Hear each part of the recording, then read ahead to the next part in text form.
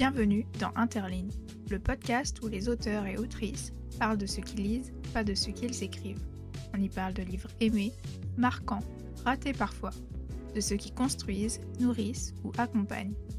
Une conversation autour des mots des autres avec celles et ceux qui en font eux-mêmes. Je suis Manon et aujourd'hui je reçois Frédéric Mars ou Momalo, un auteur aux multiples noms et multiples casquettes. Est-ce que tu te souviens du moment où la lecture en tant que Mhm, passion ou en tant que mhm. hobby, est rentrée dans ta vie? C'est super dur parce que ça voudrait dire convoquer des souvenirs a Oui, c'est un priori peu très. obscur. Alors, bon, déjà, j'ai pas appris à lire particulièrement jeune. Je sais que voilà, beaucoup de gens disent oui, mais vous savez, moi je savais lire à 3 ans. Non, moi j'ai appris à lire à l'école, comme tout le monde. J'avais beau avoir une maman institutrice et voilà, et des parents qui avaient beaucoup de livres à la maison. J'ai appris à lire vraiment comme tout le monde. Donc a priori en CP, si mon souvenir est bon. Et, euh, et voilà, c'est à partir de là qu'elle est rentrée. Ce qui est sûr, c'est que l'objet livre, lui, je l'ai dit, il était omniprésent à la maison. Il y en a toujours eu, beaucoup, des tonnes même, de vraiment tout type différents. Mes parents avaient cette curiosité intellectuelle-là d'avoir vraiment des choses, pas du tout de hier ou de Chapelle, ou de voilà, il y avait aussi bien de la littérature dite générale, blanche, récente, que classique, que de la SF, que des BD, que voilà. Moi, honnêtement, pour parler de lecture très très primitive de mon parcours et lecture un peu doudou, tu vois ce que je veux dire, lecture dont Mhm. on se souvient vraiment, agréable ou réconfortant que ça pouvait être. C'est beaucoup associé à la BD, alors que pourtant je ne suis pas auteur de BD, pourtant que la BD a eu certes une place importante à une époque de ma vie, aujourd'hui beaucoup moins, je vais être honnête, j'en lis beaucoup moins, même si ponctuellement j'apprécie beaucoup. Mais, euh, mais voilà, mais vraiment, je me revois dans un fauteuil en particulier, un peu lové dans l'espèce de cocon du fauteuil très enveloppant, en train de lire très classiquement des Achille Talon, Gaston Lagaffe, Tintin, Astérix, voilà. Des trucs de l'époque, parce que j'ai quand même un certain âge qui fait que mes références premières, elles, datent un peu en la matière. Ou un truc extraordinaire, ça c'est mon père qui m'a fait découvrir ça, c'est une série de 2 ou 3 BD, je ne sais jamais, qui existaient en tomes séparés puis qui ont été regroupés, d'une BD très ancienne puisqu'elle date de l'immédiate après-guerre, qui s'appelle La Bête est morte, d'un dessinateur français qui s'appelait Calvo, qui en gros raconte la Deuxième Guerre mondiale à travers des figures d'animaux. Donc les Allemands sont des loups, etc. Et cette BD, mais elle me fascinait comme quand j'étais gamin. Alors que pourtant c'est un truc très sombre, hein. C'était plutôt une BD, j'allais dire, déjà pour adultes, parce que les sujets, tu t'en doutes, sont pas abordés, sont pas spécialement fun. Et vraiment, cette BD me fascinait. Donc voilà, donc mes premiers souvenirs, c'est de cet ordre-là. Après, après, je dirais que j'ai eu un parcours assez classique. J'ai eu la chance d'être aussi dans des établissements scolaires, alors que pourtant c'était il y a assez longtemps, avec des équipements moindres qu'aujourd'hui, mais où il y avait on n'appelait pas encore ça des CDI, mais on va dire des bibliothèques ou des médiathèques assez fournies aussi, et où, voilà, où je passais du temps et je piochais abondamment. Ça va paraître, je vais sembler me vanter, mais j'ai ce souvenir, voilà, c'était en première ou terminale, je crois que c'était en première. En terminale, je devais être occupé par mon bac, mais en première, comment dire, la médiathèque de mon lycée, qui était là aussi vraiment très fournie, avait l'intégrale de Shakespeare. Moi, je me souviens avoir lu toutes les pièces de Shakespeare, alors en français, hein, pas en anglais, mais mon année de première, quoi. Et parce que je m'étais dit, voilà, je voyais Shakespeare comme une espèce de figure indépassable en termes de dramaturgie. Je m'étais dit, il faut que je lise tout Shakespeare. J'ai lu tout Shakespeare. Voilà. Je dois me souvenir de 1/100 de ce que j'ai lu à l'époque, mais voilà. Ah oui, donc c'était beaucoup de lecture quand tu étais jeune finalement. Ouais, ah oui, oui, oui, oui, vraiment jeune, enfant et adolescent, j'étais un très gros lecteur. Bah, j'étais un peu un cliché de futur auteur dans le sens où j'étais assez timide, assez introverti, assez seul dans mon coin. J'avais des amis, mais c'est vrai que je passais beaucoup de temps seul. J'ai une différence d'âge assez importante avec mes grandes sœurs. Euh, donc il n'y avait même pas ce truc à la maison où on est un peu en bande et tout, on se chamaille, voilà. Elle me fichait la paix, mais elle me fichait tellement bien la paix que j'étais donc beaucoup dans mon coin. Mm. Oui, j'ai passé beaucoup, beaucoup de temps à lire étant enfant, hein. Ça et la musique, et le cinéma, qui est venu un tout petit peu après, plutôt adolescent, mais c'était des refuges très importants. Ouais. D'accord. Du coup, aujourd'hui, la littérature et la lecture, elle a moins de place qu'avant? Une place Elle a, différente? elle a une place différente, ouais. Bon, déjà, sans me raconter ma vie perso dans le détail, qui a pu être mouvementée par période et encore un peu aujourd'hui, les plages dédiées, les plages de temps tout simplement dédiées à la lecture sont plus comptées. Et ça, c'est un peu vrai quand on rentre dans une vie adulte au sens classique du terme, c'est-à-dire avec enfants, boulot très prenant, contraintes perso, familiales diverses. Les plages sont forcément plus limitées. Euh, et puis, c'est aussi surtout parce que quand on devient auteur à temps plein, je ne dis pas professionnel au sens où on en fait profession, mais en tout cas, ça devient son activité à temps plein. Euh, Beaucoup, et a fortiori peut-être quand on écrit comme moi des livres, j'allais dire à documentation, c'est-à-dire qui s'appuie, s'adosse à beaucoup de documentation, beaucoup de recherches. Ben, et ça, j'entends beaucoup de mes confrères dire ça aussi, c'est que ben, forcément, une bonne partie de nos lectures sont des lectures non pas contraintes. Il y a une forme de plaisir évidemment, mais sont des lectures documentaires au sens où elles sont là pour nourrir, préparer, euh, encadrer notre futur propre travail d'écriture. Les lectures purement plaisir, au sens où on prend un bouquin comme ça sur un coup de tête ou une envie en librairie ou en médiathèque, et puis ou dans sa pile à lire qui végète comme ça dans sa pile à lire depuis des lustres, c'est plus rare. Ça devient peut-être plus précieux du coup, mais c'est forcément plus rare. Il y a des tonnes de sujets qui m'intéressent. Alors j'ai cet autre handicap d'être un peu euh, versatile dans mes centres d'intérêt. Donc il y a plein de choses qui me passionnent. Et d'un coup d'un seul, je peux me passionner pour un sujet et lire 15 bouquins sur le sujet. J'en ferai peut-être jamais rien, mais j'ai l'idée que ça me nourrit, quoi. J'ai l'idée que peut-être ces lectures-là, un jour, me serviront. J'y puiserai quelque chose. Ça peut être de la fiction comme de l'essai ou des récits. Ça ne cantonne pas, on va dire, la nature même de l'ouvrage dans un ghetto documentaire. Mais par contre, moi, quand je le lis, et vraiment, a fortiori depuis que je suis auteur à temps plein, toujours cette idée un peu sous-jacente de qu'est-ce que j'en ferai. Qu'est-ce que j'en ferai, qu'est-ce que ça m'inspire, quelle autre idée moi ça peut me donner, susciter chez moi. Mais j'ai le même réflexe involontaire, hein, totalement spontané, incontrôlable. Quand je vais au cinéma, finalement, je peux pas me confronter à une narration, quelle qu'elle soit de type récit réel ou fiction pure, sans me dire, ok, mais qu'est-ce que toi t'en ferais? Voilà. Mmh. Qu'est-ce que toi tu aurais fait à la place de la personne qui l'a créé ou quel est le micro-détail? Ça ne veut pas dire, il n'est évidemment pas question de plagiat ou de pompage, mais juste, je répète, involontairement, je ne peux pas sortir d'un truc que je lis, que je vois ou même que j'entends, alors, généralement sans avoir une petite idée, et juste me dire que tel élément, tel aspect, telle citation, telle phrase, un jour pourra me servir, quoi. Et en un sens, je trouve ça le voyage extraordinaire parce que et je dis voyage à dessein parce que j'ai la même sensation pour les voyages, les vrais voyages physiques, hein, pas ceux de l'esprit, les voyages où on se déplace.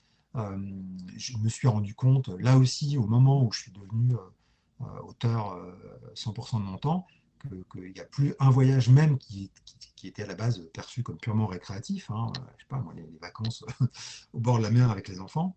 Et ben, même ces voyages-là, euh, je ne peux pas m'empêcher de me demander ce qui va me servir, quoi. Voilà. Et de faire des photos, alors certaines juste parce qu'elles sont belles, que c'est des jolis couchers de soleil, mais d'autres en me disant peut-être que dans un détail qui est dans le champ de la photo, un jour me servira, quoi. Alors ça peut paraître un drôle de rapport au monde, et en même temps, ça rend tout plus intéressant, quoi. Euh, mais moi, de mon point de vue, alors c'est peut-être là aussi une petite histoire que je me raconte pour voilà, mettre un voile pudique sur ma névrose, mais parce que ça peut paraître comme un truc un peu névrotique, tu vois, ce que je viens de te raconter. Euh, et en même temps, moi, je répète, ça rend plein de choses plus intéressantes. Tu sais, ce fameux truc, il y a bien longtemps, quand je commençais ce métier, même si on pourra y revenir, c'est rarement considéré comme un métier d'être auteur à temps plein, mais quand je commençais il y a plus d'une vingtaine d'années, euh, on m'a offert tu sais, ce mug classique où il y a marqué, traduit en bon français, en gros, attention à ce que vous dites et faites, tout ce que vous ferez ou direz, je pourrais l'utiliser dans mes bouquins, quoi. Alors ça peut paraître un peu un gag, ça peut paraître un peu exagéré, mais c'est vrai, en fait, j'y crois. On est des voleurs d'instantanés, des voleurs de fragments, euh, dont on fera pour l'immense majorité d'entre eux rien, mais la minorité qu'on utilisera in fine, elle est essentielle, elle est prépondérante, quoi. Donc, et je répète, ça marche dans les deux sens. C'est que oui, on utilise, et en même temps, ça nous, comment dire, je pense que ça nous rend j'espère en tout cas, un tout petit peu plus éveillés sur le monde qui nous entoure, quoi. Euh, Tu vois, enfin, ça suscite un intérêt au sens une attention aux choses qui nous entourent. Je dis pas extraordinaire, hein, mais peut-être un tout petit peu plus vive et un tout petit peu plus forte que les gens qui traversent les événements ou leur voyage ou leur lecture juste en recevant, tu vois, de manière entre guillemets passive ce qui traverse, quoi. Et c'est pas leur faire injure, voilà, j'ai été aussi longtemps comme ça, je peux l'être aussi à nouveau par période. Enfin, c'est pas, je suis pas en train de me tresser des lauriers, mais et j'observe que beaucoup des gens qui ont fait métier d'écrire ont tu vois, cette attention-là, quoi, aux choses qui les entourent. D'ailleurs, j'en prends une illustration qui est de l'ordre, qui peut sembler un peu de l'ordre de la pensée magique, mais j'y crois assez dur quand même, euh, aussi rationnel et cartésien que je puisse être. C'est que quand tu as comment dire, tu sais, c'est l'effet que j'appelle l'effet femme enceinte. C'est les femmes enceintes, elles ont l'impression que toutes les femmes autour d'elles sont enceintes, tu sais. Euh, D'accord. non, mais voilà, je ne sais pas si c'était ton cas, mais du jour où elles sont enceintes, elles ont l'impression que oh, c'est incroyable, elles ne voient que des femmes enceintes dans la rue, Mm. dans les transports. Eh ben, il y a le même effet que moi j'appelle aussi l'effet limaille de fer. Je ne sais pas si tu te souviens des exercices de sciences appliquées au collège ou au lycée, où en gros on te fait prendre un bâton aimanté puis mettre ça sur de la limaille de fer. Eh ben, il y a un peu le même effet, c'est-à-dire que à partir du moment où tu as un pré-projet en tête, un projet d'écriture, tu as l'impression que plein de trucs que tu traverses, que tu vois, lignes, entends, etc., comme par hasard, viennent se sémenter, se coller à ce qu'était la colonne vertébrale de ton sujet en tête, tu vois. Et c'est un peu magique, tu dis c'est incroyable, quoi. Euh, et, et, et ça, c'est très fort, mais je pense que c'est juste un effet de ce que je t'ai raconté précédemment, c'est que on est en survigilance, du coup. Tu vois, on est d'un coup d'un seul sur tout ce qu'on peut, une fois de plus, j'emploie le terme consommer, ça ne me plaît pas trop, mais en tout cas, je répète, traverser, tu vois, comme événement, même l'actualité, enfin bien sûr l'actualité, au premier chef quand on écrit des polars, ça joue souvent, mais et donc, on a cette survigilance qui fait voilà, qu'on butine là-dedans à cœur joie et que ça rend tout plus intéressant, quoi.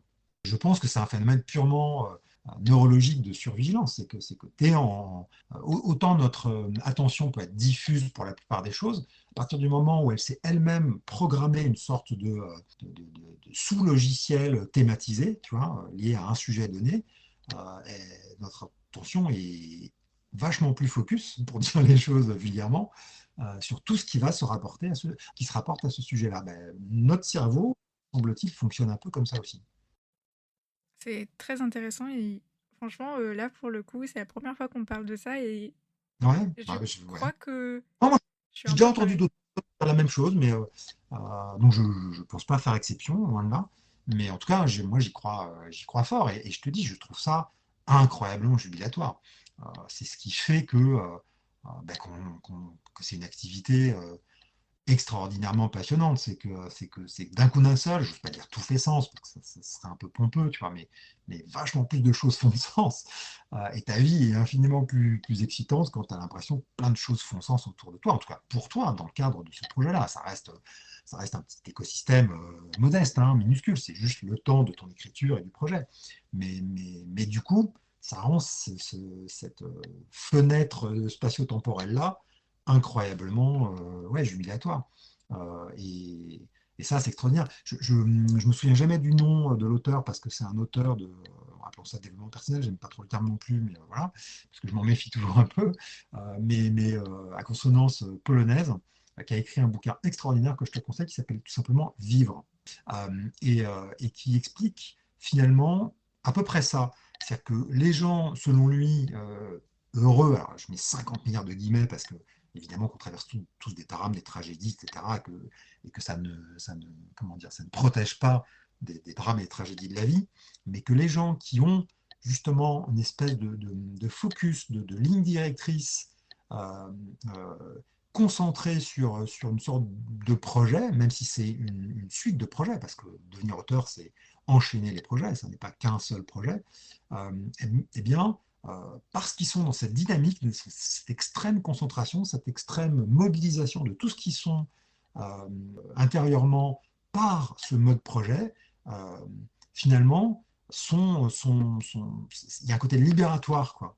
Ça n'empêche pas qu'un chagrin amoureux sera douloureux, ça n'empêche pas que. Mais auront une capacité à surmonter toutes les tragédies de la vie supérieure aux gens qui n'ont pas, tu vois, ce mode projet ultra mobilisateur, quoi. Et le jour où j'ai lu ce bouquin, je ne sais même plus conseillé par qui, et j'avais déjà en tête tout ce que je t'ai raconté juste avant, je Mhm. me suis dit, ah ouais, je comprends, enfin, tu vois, alors c'est étayé, bien sûr, hein, sa démonstration, elle n'est pas juste de l'ordre de l'empirique, elle est étayée par tout un tas de références, d'études, d'analyses, etc.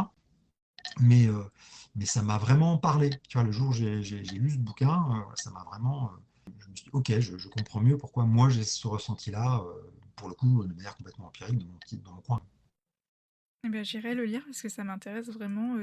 J'ai toujours été quelqu'un Ouais. d'un peu dans ma bulle et très Mm. dans la lune, etc. Parce que je pouvais me focus sur un détail pendant des heures et des heures parce que je le trouvais beau. Ouais.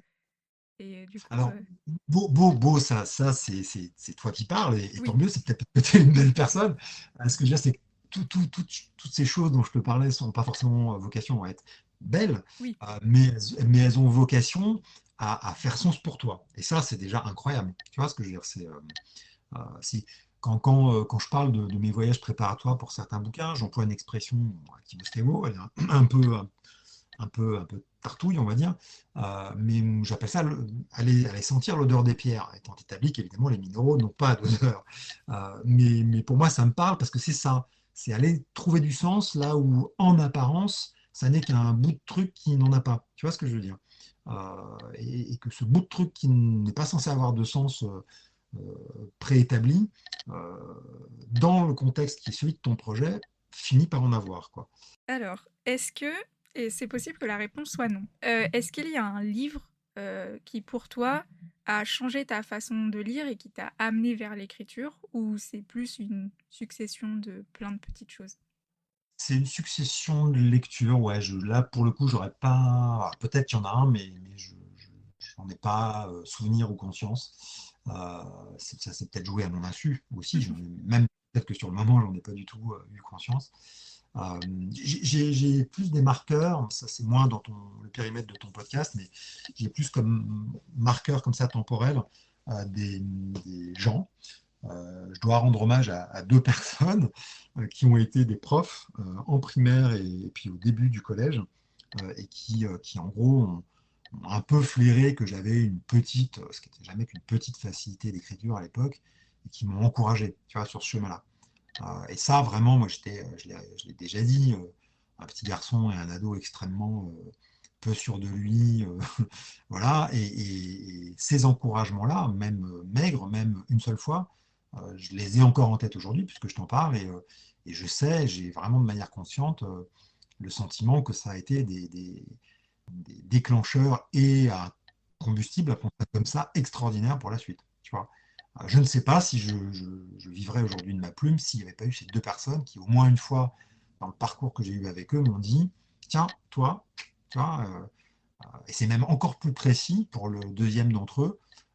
Je me souviens qu'il avait, alors le truc ultra gênant quand tu as 13-14 ans au collège, tu sais, il ressort à ta copie, puis il apprend en exemple en disant aux autres, regardez ce qu'il faut faire, quoi. Le truc qui te met Oui. ultra mal à l'aise, qui Mhm. généralement te crée plus d'ennemis que d'amis. Euh, mais il n'empêche qu'il avait retenu une expression précise, une tournure de phrase, on va dire, que j'avais employée, en disant, bah, vous voyez, lui, il ne fait pas que enchaîner sujet, sujet, verbe, complément, il essaye un tout petit peu, en tout cas, je n'étais pas en train de faire du Proust, hein, mais il essaye un tout petit peu de faire autre chose, quoi, de pousser le curseur un petit peu plus loin que sujet, verbe, complément. Et moi, ça m'avait, alors oui, sur le moment, j'étais honteux, je devais être pivoine, j'imagine, et puis on avait dû me charrier à la sortie du cours, je m'en souviens même plus, mais il n'empêche que, tu vois, là, plus de 50 ans plus tard, ou presque 50 ans plus tard, ouais, donc, je ne peux pas exagérer, j'ai pas passé la soixantaine, mais en tout cas plus de 40 ans plus tard, je m'en souviens encore, et je sais que ça a joué un rôle important, tu vois. Voilà. Donc c'est plus ça que vraiment des livres totems, appelons ça comme ça, tu vois, que je pourrais encore aujourd'hui brandir en disant c'est ça qui m'a révélé à l'écriture. Est-ce que, tu te souviendrais d'un livre qui, au contraire, de l'avoir lu, rapidement, tu l'as recommencé Mhm. plusieurs fois et jamais réussi à le finir parce que c'était peut-être pas le bon moment ou plus? Ouais, il y en a, bah, tu vois, alors je parlais de Proust, ouais, Proust, moi je me suis Ah, lancé plusieurs fois dans Proust et je me suis cogné plusieurs fois à Proust euh, et j'ai toujours pas lu La recherche du temps perdu, tu vois, vraiment, enfin, tu vois, sauf extrait ou morceau ou début. Euh, donc, ouais, voilà, bon, ça c'est un exemple assez typique, hein, assez tarte à la crème parce que je pense que plein de gens, pas que auteurs, pourraient te dire la même chose. J'y pense parce qu'il est très emblématique de la difficulté à entrer dans une œuvre. Oui, il y en a plein. Est-ce que j'ai d'autres souvenirs? Ouais, j'ai assez longtemps eu ça pour Dostoïevski, tu vois, aussi. Euh, que je trouvais pas simple, pas fun, et les auteurs russes en général. Voilà. Je sais pas pourquoi, il y a un truc qui me parlait pas. Autant j'étais assez vite dans les anglo-saxons, dans les allemands, dans les sud-américains, mais les Russes, j'ai eu plus de mal, tu vois. Je saurais vraiment pas dire pourquoi, mais, mais je peux constater que la greffe a eu du mal à prendre, quoi. et au contraire, est-ce qu'il y a un livre où tu y allais un peu à reculons et finalement ça a été une très bonne découverte? Oui, alors je pense, bah, justement, chez les Sud-Américains, je repense au jour où je me suis frotté à dos à Garcia Marquez, tu vois, et à 100 ans de solitude, j'y allais aussi un peu à reculons et j'ai trouvé ça extraordinaire, tu vois. Voilà, il y a lui, je peux citer, alors la greffe a pris plus vite, mais j'y allais, à l'époque, je savais pas bien ce qu'était l'Oulipo, je savais pas bien ce qu'était cette littérature un peu expérimentale de l'après-guerre, etc. Mais le jour où j'ai découvert Italo Calvino, j'ai un peu. Et c'était pas par le plus facile, c'était pas par le versant Baron Perché, etc., qui est plus de l'ordre du conte philosophique et qui est plus facile à appréhender. C'était par le versant Ici par une nuit d'hiver, un voyageur, etc. Donc c'était un peu plus âpre, on va dire. Et au début, j'ai un peu, tu vois, je me souviens avoir un petit peu coincé, puis après, c'est pareil, c'est extraordinaire, et je me suis félicité d'avoir, tu vois, pas lâché le morceau, mais voilà, je sais pas ce que je pourrais te citer d'autres, mais c'est déjà pas mal. OK, mais non, mais c'est très bien. On parle pas assez, des livres, qu'on va à reculons et finalement c'est une très, très bonne découverte et c'est aussi ça, Oui, bah, bien sûr, il y en a. Et puis il y en a auxquels ouais, on fait des pauses, quoi. Là, j'ai pas d'exemple concret à te donner, mais effectivement, on bute une première fois, puis on y revient, puis on rebute, et puis on y revient. Parce que, bah, alors, il est de bon ton de dire que c'est parce qu'on n'a pas la maturité, parce qu'on n'a pas le bagage, parce que, etc., etc. Moi, je pense aussi qu'il y a des bons et mauvais moments pour des sujets, des manières d'écrire, et tu vois, et des histoires. Ce qu'on est à un instant T joue vachement. Ça, c'est une chose auquel je crois beaucoup. Alors, c'est sans doute, on sera nombreux à te le dire, ça n'a rien de très original. Euh, Sans pousser le bouchon jusqu'à te dire que le lecteur apporte 50% du truc, je pense que le lecteur apporte aussi. Et en cela, l'état dans lequel il se trouve, pour tout un tas de raisons, personnelles, enfin, psychologiques, au sens personnel, ce qu'il traverse à ce moment-là, mais aussi sa culture, son bagage, etc., euh, fait la lecture du livre. Fait peut-être pas le livre, c'est là que je pousserai pas le bouchon au-delà, mais fait l'événement, on va dire, qui est la lecture du livre par cet individu donné. Et donc oui, il y a des moments où on n'est pas en état de, tout simplement, de rencontrer tel texte, tel. Et voilà, et c'est pour ça que je te disais tout à l'heure, il ne faut pas dire à Fontaine, je ne pourrais jamais de ton eau, parce que si ça se trouve, un jour, je lirai de la fantaisie, de je ne sais pas quoi, etc. C'est juste des choses qui ne m'attirent pas spontanément, quoi. Voilà. Mais, mais je sais pas, peut-être qu'un jour, je deviendrai perméable à ces univers-là, et puis tant mieux, ou tant pis, c'est pas dramatique non plus. Je, je, je suis très curieux de ce genre de choses, et enfin, je suis très intéressé par la notion de cette bibliothèque universelle et ce genre de choses. Je sais pas si tu as d'ailleurs lu la nouvelle de Borges qui parle de ça. Euh, je ne sais plus dans quel recueil c'est d'ailleurs, mais bon, peu importe. Et toujours pour dire, tout ça pour dire que il y a eu des calculs assez récurrents sur le nombre de livres que quelqu'un était capable de lire au cours de sa vie. Et on sait, à contrario, quel est le nombre à peu près total de livres publiés depuis les débuts de l'histoire de l'humanité. On sait à peu près que s'il y a eu 160 millions d'ouvrages publiés, et c'est évidemment in progress, puisqu'on continue à en publier des centaines de milliers tous les ans, et qu'un homme est capable de lire, allez, si c'est 10 à 20 000 livres dans sa vie, ce sera le bout du monde, quoi. Que tu vois le delta. Enfin, voilà. C'est en cela On que peut pas tout lire. nul n'est tenu à tout lire, nul n'est tenu à tout connaître, nul n'est tenu à tout aimer. C'est à la fois une limite et puis en même temps c'est une extraordinaire liberté. Je trouve ça très décomplexant le jour où tu mets en rapport ces deux chiffres-là. Parce que tu dis, ok, bon, voilà, c'est bon, j'ai pas à complexer. Ok, peut-être que je mourrai en n'ayant jamais vu tout Proust. Est-ce que c'est si dramatique que ça? Pas Tu vas me vraiment. dire, j'y perdrai peut-être, mais tant pis pour moi. Voilà. Ouais, ça me rendait triste au début quand j'ai appris ça parce que je voulais lire le plus possible et me dire que Oui, j'étais limitée, c'était bien triste. sûr. Mais en même Alors, temps, après, ouais, ouais, puis bah, mais c'est, je te dis, dans un premier temps, ça te met une pression énorme, parce que, oh là là, faut que je sois hyper vigilant sur ce que je lis, je peux pas perdre de temps, lire des trucs inutiles et tout. Et puis, dans un temps 2, je trouve que c'est un espèce de mouvement de balancier qui est un peu l'exact inverse. Je te dis, ça te décomplexe. Et puis, tu te dis, c'est pas grave, tu vois, il y aura eu des lectures qui ont été un peu. Honnêtement, quand je parlais de lecture documentaire tout à l'heure, j'ai fait certaines lectures documentaires pour des bouquins. Waouh, enfin, quand je les revois dans ma bibliothèque, je dis, j'ai vraiment lu ce truc-là, moi, tu vois, voilà. Et puis surtout, quand je me dis l'utilité que ça a, parce que je parlais aussi d'utilité, d'usage que j'en ai fait, si ça a alimenté 2 lignes au final dans le bouquin que j'ai moi-même écrit, c'est le maximum. Donc, est-ce que vraiment ça va être le temps de passer autant d'heures à lire ce bouquin? Non, peut-être pas, mais c'est pas grave. Tu vois, je te dis ça, je vais prendre un exemple précis. Il y a bien longtemps, en 2010, j'ai publié un petit bouquin qui est passé un peu inaperçu, mais que moi j'aime beaucoup, qui s'appelle Lennon Paradise. Je suis un grand fan des Beatles, voilà. Et j'ai imaginé une sorte d'Uchronie où John Lennon survivait à l'attentat contre lui euh, en 1980. Et donc les Beatles finissaient par se reformer, etc., etc. Donc j'imagine 40 ans de vie supplémentaire de John Lennon. Il est mort à 40 ans, j'imagine qu'il a vécu 40 ans de plus, et que, en l'occurrence, il a plusieurs expériences de mort imminente qui sont pour lui, pour le coup, des révélateurs extraordinaires dans sa vie. Voilà. On sait que John Lennon était quelqu'un d'assez malheureux, il avait perdu, enfin, été abandonné par sa mère, confié aux soins de sa tante très jeune. Enfin, bon, il avait des blessures comme ça, infantiles très, très lourdes. Et donc, il est mort. Et Yoko Ono a comblé évidemment ce manque maternel de manière flagrante. Donc voilà. Et donc, j'ai lu des bouquins, mais sur la prédestination astrale de John Lennon. Quoi. Est-ce que son signe du zodiaque l'avait prédestiné à vivre tout ce qu'elle a vécu? Enfin, c'est des trucs, tu dis, waouh, mais déjà, il y a eu un éditeur assez fou pour publier un truc pareil. Et moi, j'étais assez, pas crédule, mais tu vois, à fond dans mon truc pour lire ce genre de choses. Voilà. Oui, parfois tu te dis, j'ai un peu perdu du temps en lisant certains bouquins, mais une fois de plus, est-ce que c'est si grave que ça? oui, finalement, il faut nourrir l'esprit et puis parfois, bah, Oui, mais parce que tu ne sais jamais sur quoi ça va déboucher pour toi. En fait, c'est ça le truc.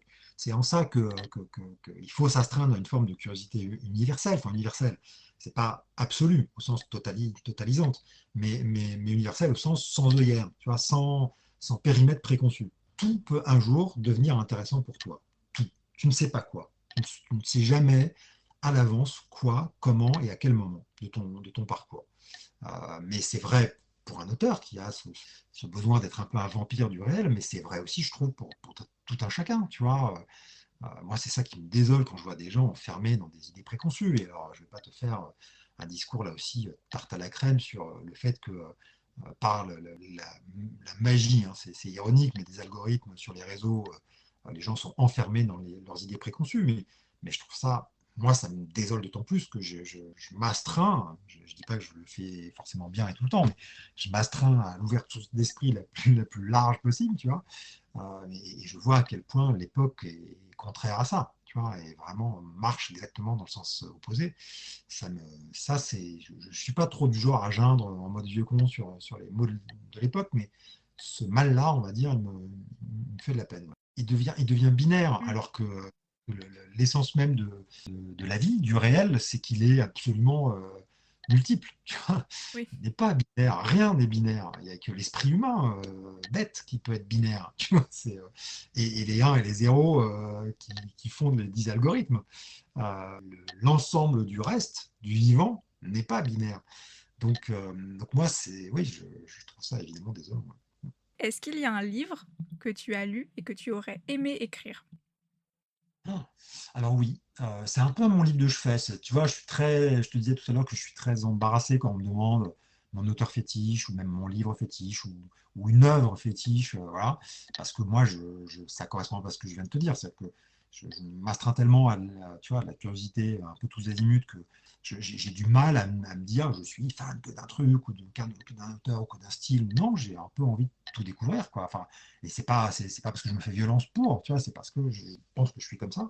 Mais il y a quand même un livre que je cite souvent parce que c'est un livre qui m'avait extrêmement, je sais pas, c'est ni bouleversé, c'est presque perturbé, en tout cas bougé intérieurement, tu vois, qui s'appelle Ripley de Ken Greenwood, qui est un livre des années 80, 86, si mon souvenir est bon, qui se trouve en poche chez Point. Voilà, je ne fais pas de la pub pour l'éditeur, mais euh, voilà, les gens retrouveront comme ça, et qui est un mélange entre Un jour sans fin, c'est le Oui. film que tu connais peut-être, euh, et, euh, et je sais pas, et un délire à la Philippe Cadic, quoi. Donc c'est pas vraiment un livre de SF, c'est un livre complètement inclassable où un type meurt, je ne sais même plus te dire dans quelles circonstances, et revit inlassablement sa vie avec la capacité de corriger sa vie. Et de refaire les choses différemment. Mais évidemment, on s'en doute bien, exactement comme dans Un jour sans fin, et c'est pas si simple que ça. Voilà. Et donc, cette possibilité absolument vertigineuse de corriger la copie, qui est un peu le rêve absolu de tout un chacun, à l'époque, moi j'avais lu ça, ouais, adolescent ou jeune adulte, autour de 20 ans, je crois, un truc comme ça. Et en plus, c'est plutôt bien écrit, plutôt bien traduit, je l'avais lu en français. Euh, Ça m'avait complètement mis la tête à l'envers. Enfin, vraiment, et j'y repense encore très souvent, tu vois. Là, pour le coup, c'est le genre de truc. Je suis très client. C'est pas pour ça que je ne lis que ça, que je n'aime que ça. Mais je suis assez corruptible, on va dire, comme on dirait corruptible par le sucre, par les high concepts. Tu vois, alors, c'est à double tranchant parce que les high concepts peuvent être trop conceptuels, justement. Et alors, je ne sais pas si je définis high concept parce que c'est peut-être pas clair pour tout le monde, mais c'est les sujets euh, qui, par essence, rebattent complètement les cartes, qui soulèvent de tels enjeux pour les protagonistes hein, du livre ou du film que là, pour le coup, ça leur met complètement la tête à l'envers et ça rebat complètement les cartes de toute leur existence. Voilà. Et de tous les enjeux importants pour eux. Là, on ne peut pas plus de nature à rebattre les cartes que revivre sa vie. Euh, et donc voilà, moi je suis très sensible au high concept, si tant est qu'il soit bien traité, qu'il ne soit pas justement traité de manière trop schématique ou manichéenne, et qui soulève des vrais, tu vois, des vrais sujets, des vraies trajectoires humaines riches, nourries. Mais quand c'est le cas, moi, potentiellement, ça m'emporte complètement. Et je mentionnais Un jour sans fin, qui est pour moi une merveille absolue de comédie et de comédie romantique, parce qu'elle arrive justement à mêler l'extrêmement sensible avec l'extrêmement conceptuel. Euh, voilà. Et donc, ce bouquin est pile là-dedans aussi. C'est vraiment l'extrêmement conceptuel mis au service de l'extrêmement sensible. Et ça, moi, ça me porte complètement. Alors, quand en plus, tu as une écriture qui tient la route derrière, c'est triple bingo, quoi. Voilà. Donc voilà, je peux citer ce bouquin-là. Eh ben, c'est très bien, j'en avais jamais entendu parler. Là, je suis motivée à aller le Ouais, lire. Faut que j'aille à la librairie là, hop. ouais, bah, tu sais, le gros salon polar qui est Quai du Polar à Lyon, Oui. et je m'étais rendu compte il y a quelques années que sur la fiche de Franck Tillier, le bouquin fétiche mentionné, c'était aussi Ripley de Ken Greenwood. Et ça m'avait fait sourire de savoir que ce bouquin, qui est globalement pas très connu, avait à ce point vrillé la tête d'un auteur aussi prolifique et talentueux que Franck. Je Mm. m'étais dit, bon, c'est cool, on est deux. Alors on parle de livres, mais est-ce qu'il y a un auteur ou une autrice qui malheureusement est décédé et que tu Ouais. aurais, aimé, rencontrer pour, un café, un repas, une discussion? Ouais, mais alors, oui, alors c'est ça, parce que tu vas voir que c'est pas très loin de tout ce que je viens d'évoquer. Et d'ailleurs, je l'ai déjà mentionné, c'est Jorge, je sais jamais comment on le prononce, Luis Borges, le grand auteur et nouvelliste et théoricien de la littérature, parce que c'est avant tout ce qui était un grand critique, prof de littérature argentin. Mais je me serais senti mais tellement absolument minuscule devant un mec pareil, tu vois, d'une puissance telle et d'une imagination telle et d'un univers là, pour le coup vaste, aussi vaste que le sien. Voilà, tu te retrouves face à ton cinéaste ou je sais pas quoi, ou comédien préféré, puis tout ce que tu arrives à marmonner, c'est j'adore ce que vous faites, quoi. Tu vois, bon, ben voilà, je pense que malheureusement, ça aurait un peu fini comme ça. Mais ne serait-ce que juste au milieu de plein de gens assister, ça, j'aurais donné beaucoup pour, tu vois, l'entendre parler, ne serait-ce qu'une heure ou deux dans une conférence. Ouais. Je comprends tout à fait. Là, pour le coup, c'est l'un des Mm. auteurs où je l'ai découvert à la fac. Je le connaissais pas Ouais. avant et c'est un auteur qui avait l'air de savoir beaucoup de choses et d'être très curieux du monde. Tu sais, il y a des. On parlait du fantasme qu'il a donc repris dans une de ses nouvelles de Bibliothèque universelle. C'est le fantasme de l'érudition universelle, tu sais, du type qui est capable de sortir absolument tout sur tout, tout le temps. Et je pense que des figures comme ça, il n'y en a pas beaucoup par siècle, tu vois. Il y en a peut-être certaines chez les grands anciens, les Grecs de l'époque faste du 5e siècle avant Jésus-Christ. Peut-être certains esprits à la Renaissance, et puis dans l'époque moderne, contemporaine, encore moins. Lui, je le mets dans l'eau, sans doute au même niveau qu'un Umberto Eco, tu vois. Tu te sens à la fois minuscule et en même temps reconnaissant, parce que c'est des gens qui transmettent énormément, qui en plus sont... C'est ça l'extrême classe de certains de ces gens-là, en tout cas ceux que je mentionne, c'est qu'en plus ce sont des passeurs. C'est pas des gens qui jalousement restent assis sur leur savoir comme un tas d'or, mais ils le partagent, tu vois, ouvertement, librement et généreusement. Et ça, c'est magnifique. On passe un petit peu sur un autre sujet cette fois, qui est, un peu les habitudes de lecture. Heu, Tu lis beaucoup de documentaires. Est-ce que tu prends des Ouais. annotations dans le livre, tu feuillettes ou c'est plutôt dans un autre livre pour conserver l'objet livre? Ou Ouais. Alors moi, je sais que ça choque souvent des lecteurs que je rencontre en salon. Je n'ai aucune sacralisation de l'objet livre. Alors, quand je dis ça, ça ne veut pas dire que je les balance après lecture, ça veut pas dire que, mais ça veut dire que l'objet en tant que tel, au moment où moi je le lis et j'entre en contact avec lui, je ne me dis pas c'est un objet que je dois garder parfait, etc. Euh, oui, j'en ai quelques-uns, des beaux livres, tu vois. Moi, je suis très très fan de photos. Mon premier métier, c'était journaliste dans un magazine photo, tu vois, tout début de ma vie professionnelle.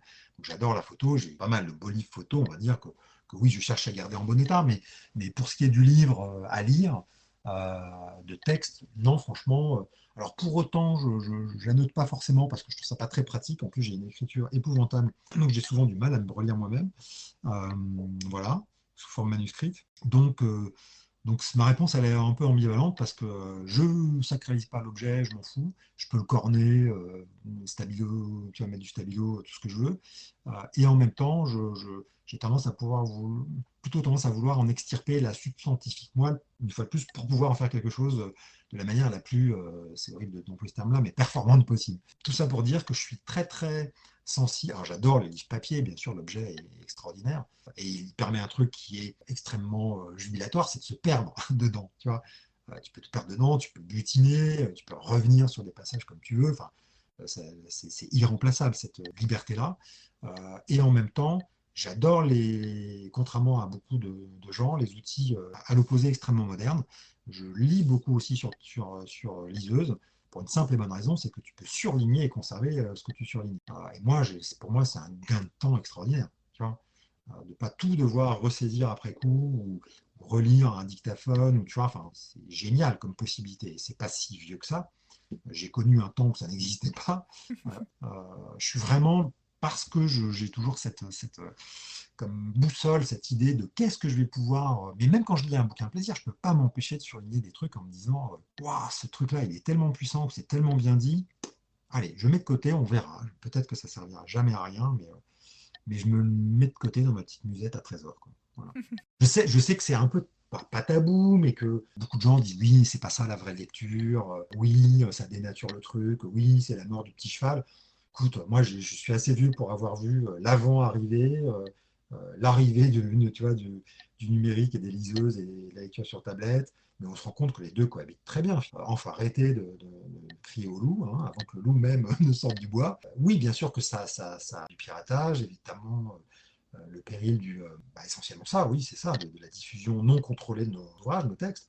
Mais voilà, mais hormis ça, ce contre quoi se battent les éditeurs, et merci à eux, c'est pas non plus, je répète, un missile thermonucléaire lancé sur la lecture et sur le livre, c'est pas vrai.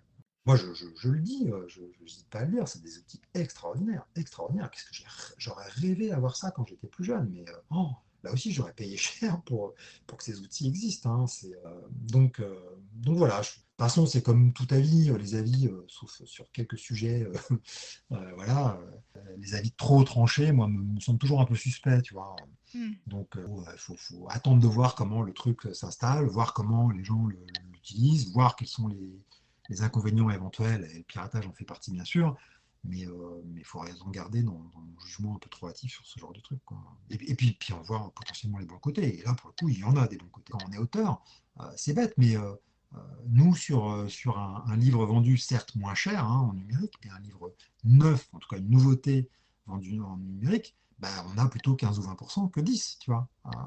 Et c'est bête, mais finalement, on gagne un peu plus d'argent, tu Et vois. oui. Euh, Le transport coûte très cher Mhm. aussi. On passe 50 fois la navette entre le libraire et un éventuel salon, le salon, l'éditeur et le rebelote, enfin, tout ça via le distributeur.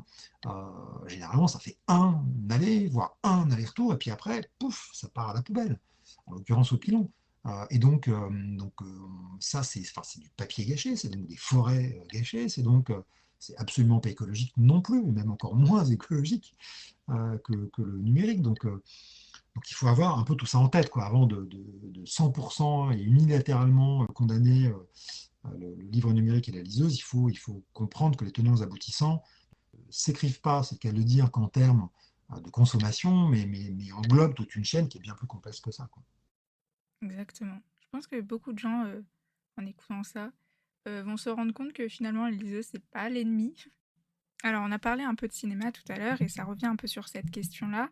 Lorsqu'il y a des adaptations de livres, que ce soit en série ou en film, est-ce que Ouais. ça t'arrive d'aller voir le film ou la série sans lire le livre ou tu préfères lire le livre avant? Ou pour toi, Un c'est peu, vraiment deux médias différents? ouais, ouais, c'est deux manières très, très différentes et traiter et appréhender en tant que personne qui reçoit la création en question, une histoire, quelle qu'elle soit. Il n'y a pas de règle, il y a des livres que j'ai déjà lus depuis longtemps, puis il faut savoir, là aussi, côté cuisine, côté coulisses, que les temps, sauf cas très rares, parce que c'est un livre qui a tellement cartonné qu'il est adapté très vite, mais généralement les temps d'adaptation sont très longs, et encore plus pour les séries. Donc le temps qui s'écoule entre le moment où le livre est paru et le moment où l'adaptation sort sur les écrans, quel qu'il soit, il se passe vraiment du temps, généralement. Ça se compte en années, voire en dizaines d'années. Donc il arrive souvent que des bouquins que j'ai lus arrivent enfin sur les écrans. Et puis l'inverse, quoi, des bouquins que j'ai pas lus et que je découvre par leur adaptation. Je trouve ça, c'est toujours entre guillemets plus facile dans ce sens-là. Euh, D'abord l'adaptation et ensuite le livre, parce que bah, évidemment il y a moins de sentiments de trahison par rapport, là aussi j'enfonce une porte ouverte, mais je crois que c'est vrai pour tout le monde, sentiment de trahison par l'univers que toi tu t'es forgé à la lecture, quoi. Et quand tu as vu un film qui était pas mal, généralement quand tu lis le bouquin après, t'es pas déçu parce que bah, évidemment qu'il y a une richesse infinie, ne serait-ce que celle de l'écriture, de la plume de l'auteur, mais il y a des, comment dire, même un contenu, parce qu'il faut être lucide sur le fait que une adaptation, c'est une adaptation, c'est-à-dire que c'est pas le copier-coller du roman, c'est bien souvent le marché qu'ont fait les le marché qu'ont fait les scénaristes dans l'œuvre en question, et retenu certaines choses, éliminer certaines choses, modifier beaucoup de choses. Voilà, donc c'est tout à fait compréhensible parce que les exigences des écrans ne sont pas celles du temps de la lecture. On ne capte pas un lecteur comme on capte un spectateur. C'est pas vrai. C'est deux manières très différentes de capter l'attention et de maintenir l'attention. feu Tarkovsky, aujourd'hui, je pense, aurait du mal à, tu vois, si ce n'est à Cannes et dans les grands festivals plus art et Ouais. essai, et je dis ça sans aucune, tu vois, sans que ce soit du tout péjoratif, mais aurait plus de mal à faire accepter leur film du grand public, quoi. Alors on arrive vers les dernières questions et une question où j'ai l'impression qu'on a un peu répondu tout au long, de cet enregistrement qui est, qu'est-ce que tu cherches quand finalement tu lis quelque chose? Un peu rien et tout à la fois. Tu vois, un peu, j'essaye de ne pas avoir d'idées préconçues, bien que, je le répète, mes lectures sont orientées au sens où elles sont au service d'un projet que je porte moi-même. Mais même dans ce cadre-là, j'essaye d'avoir le moins d'œillères possible et de me laisser le plus possible surprendre. Et je trouve que c'est souvent le cas. Un hommage que je rends à tous les auteurs que je lis, quel qu'ils soient et quel que soit le type de livre, que ce soit un livre documentaire, un récit, fiction bien sûr, fiction de genre ou pas de genre, voilà. Surpris au sens étonné, emporté, embarqué, alimenté par des choses que je n'imaginais pas, que je ne connaissais pas, en tout cas pas sous cette forme-là. Et c'est ça qui est extraordinaire, quoi. C'est que même dans le truc qui peut te sembler le plus formaté de la Terre, tu peux, même par un détail, même par un personnage, même la caractérisation des personnages, que sais-je. Voilà, il y a un truc, une question que tu ne m'as pas posée. Du coup, peut-être que je suis en train de te griller une Vas-y, de tes vas-y. dernières. On pose souvent en tant qu'auteur, alors je dis bien majoritairement de polar, parce que comme tu sais peut-être, j'ai d'autres identités sous lesquelles Oui. j'écris des choses qui ne sont pas du polar. Mais c'est vrai qu'aujourd'hui, je suis plutôt connu, je mets des guillemets à connu pour ça. On me demande souvent, est-ce que tu en lis beaucoup, tout simplement. Et bizarrement, je sais que ça peut sembler être un peu une posture de dire ça, mais en l'occurrence, non, j'en lis pas tant que ça. J'en lis, mais c'est pas du tout ce que je lis majoritairement. Et toujours dans la même idée que de ne pas m'enfermer. Et je dis souvent, hein, j'admire ceux de mes confrères auteurs de polar qui sont complètement dans leur bulle polardeuse, tu vois, qui n'en sortent pas. Si je dis ça, c'est pas péjoratif, une fois de plus, hein, mais qui en même temps arrivent à se renouveler et à être toujours surprenants, etc. Bravo, parce que je trouve ça très très dur. Moi, j'ai trouvé un moyen de pallier ce problème-là, c'est justement par le foisonnement et la diversité. Tu vois, c'est finalement un peu, peut-être pas lâche, mais facile, ma solution à moi. Je me renouvelle par la diversité. Un livre à conseiller, un livre pour toi où c'est un peu valeur sûre pour, l'offrir à quelqu'un ou ce genre de choses? Ouais, super dur. Mais il y en a quand même, il y a deux auteurs qui ont beaucoup compté pour moi au moment où moi-même je me construisais, non pas comme auteur, mais comme moi que je suis aujourd'hui, donc plutôt adolescence et jeune adulte. C'est Kafka d'une part, sans doute parce que c'est un âge où beaucoup de choses nous semblent absurdes, et que soi-même on se sent un peu absurde dans ce monde. Et puis un autre parce que sa petite musique extrêmement mélancolique m'a beaucoup bercé, c'est Patrick Modiano. Tu vois, j'ai été extrêmement heureux quand il a eu son Nobel, parce que je trouve que c'est un auteur qui, même s'il a eu un grand succès, même s'il est très connu, littérature générale française de l'après-guerre, a sans doute pas toujours eu l'exposition, tu vois, médiatique, voilà, qu'on pourrait imaginer. Moi, je remercierai jamais aussi mon prof de français qui, je crois, en quatrième avait fait lire Villa Triste, ce qui n'était pas évident, tu vois, une évidence. Vraiment, c'est plutôt lire, je sais pas moi, La Chartreuse de Parme ou L'éducation sentimentale, tu vois. Et donc voilà, moi, je suis très très sensible à tout ce avec quoi il jongle, c'est-à-dire le souvenir, la déformation du souvenir, la mélancolie. Ça me touche énormément. Et même si tous ne sont pas égaux, hein, tous ne sont pas des chefs-d'œuvre, toujours bien voyager en compagnie, on va dire ça comme ça, en compagnie de Patrick Modiano. C'est la toute dernière question. Est-ce que tu as un livre en ce moment que tu es en train de lire? Oui, je suis en train de lire une sortie très récente et qui vient d'avoir le prix Fnac, c'est Les Éléments de John Boyne. Et juste avant, j'ai lu là aussi une sortie récente, ce qui est assez rare chez moi, parce que généralement j'essaie d'alterner, de ne pas lire que des sorties récentes. Tout au moment de la rentrée littéraire où on est abreuvé de plein de trucs, c'est j'ai lu Kolkhoz d'Emmanuel Carrère. Et juste avant, j'ai lu un gros truc qui m'a pris du temps, tenu du temps, on va dire, Les Enquêteurs Sauvages. Oui, c'est ça, hein. C'est ça le titre. J'ai toujours un doute. Attends, je l'ai pas loin de moi, sous la main. De Roberto Bolaño, qui est un auteur péruvien, qui est dans un foisonnement. Je ne sais pas si tu en as déjà lu. Alors, il a fait des bouquins plus courts, mais il a fait deux monstres. Celui dont je t'ai parlé, qui fait pas loin de 1000 pages, et le plus connu, c'est 2666, qui fait genre 1200-1300 pages, que j'ai aussi, mais là, je me laisse un peu le temps. Les Enquêteurs Sauvages, euh, il est question d'un courant littéraire de poètes mexicains dans les années 70 qui se désagrège petit à petit et qui a eu deux figures emblématiques, tu vois, de jeunes poètes mexicains. Et Bolaño t'en parle à travers le témoignage de dizaines de personnes sur 40 ans. Je ne peux pas te dire le nombre de personnages, c'est plus un livre choral, c'est un livre univers, quoi, tu vois. Une espèce de version sud-américaine picaresque de ce que peut être en SF un Isaac Asimov, quoi, tu vois. Je ne sais Ok, pas si très je bien. suis... Ah, Asimov, voilà, je connais bien. voilà, donc on est vraiment dans un truc comme ça complètement dingue. Puis en plus, il y a une langue d'une richesse folle, enfin, ouais, non, c'est incroyable. Donc tu vois, il n'y a aucun polar de par exemple. Et oui, je remarque qu'il n'y a pas de polar. Nul n'est parfait. Mais je le répète, nul n'est tenu à lire un certain type de bouquin. Et bien sûr que parfois j'ai la curiosité de lire ce que certains de mes petits camarades, je te rassure, ça revient quand même régulièrement cette envie-là. Mais c'est pas une envie constante. Merci vraiment beaucoup. C'était Interligne, une conversation autour des lectures qui marquent, qui nourrissent ou qui déroutent. Merci d'avoir écouté cet épisode. Grand merci à vous pour ce voyage entre les pages et un énorme merci à Momalo pour sa confiance et son enthousiasme. Si vous avez aimé cette discussion, parlez-en, partagez-la et surtout, continuez à lire. On se retrouve très vite avec une ou un nouvel invité et d'autres lectures à découvrir.